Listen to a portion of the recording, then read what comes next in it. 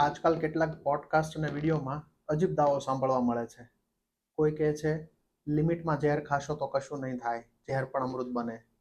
કોઈ કહે છે હાર્ટ એટેક આવે તો પગ વાળીને ઉભડક બેસી જાઓ, એક ચમચી લાલ મરચું જીભ નીચે મૂકી દો, બધું ઠીક થઈ જશે. કોઈ કહે છે સ્ટેન્ટ કે બાયપાસ માત્ર કામ ચલાવ ઉપચાર છે, ડૉક્ટર તમને એ કરવાનું કહીને તમારું નુકસાન કરે છે. સાંભળવામાં રસ પડે છે ને? પણ સવાલ છે, શું આ વાતો વિજ્ઞાન પર આધારિત છે? સાચી વાત શું છે? ઝેર એટલે ઝેર, તે શરીર માટે હાનિકારક જ હોય. થોડું ખાશો તો ફાયદો, આ વાતનો કોઈ વૈજ્ઞાનિક પુરાવો ન હોય એવું કોઈ પણ સમજદાર વ્યક્તિ સમજી શકે છે. હાર્ટ એટેકની વાત કરીએ. હાર્ટ એટેક એટલે હાર્ટની નળીમાં બ્લોકેજ, લોહીનો પ્રવાહ અટકી જાય છે. આ સમયે શું કરવું જોઈએ? એસ્પિરિન દવા લેવી, તરત ઇમરજન્સી મદદ બોલાવવી અને હોસ્પિટલ પહોંચવું એ સૌથી જરૂરી છે. લાલ મરચું ખાઈને નળી ફૂલે નહીં. પગ વાળીને બેસવાથી જામેલું લોહી ઓગળે નહીં.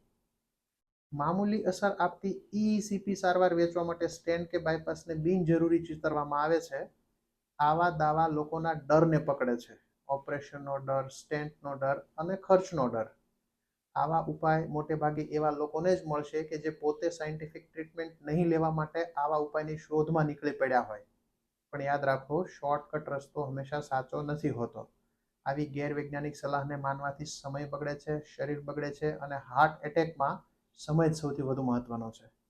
કોઈ પણ રીલ કે પોડકાસ્ટને માની લેતા પહેલા ચેક કરો કે બોલનાર ક્વોલિફાઈડ માણસ છે કે બની બેઠેલા એક્સપર્ટ. એમની સ્ટડી, ડિગ્રી એ વિષયમાં છે કે જેમાં એ બોલી રહ્યા હોય.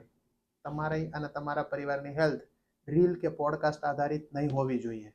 સાચી માહિતી, સાચા ડૉક્ટર અને સમયસર સારવાર ખૂબ જરૂરી છે.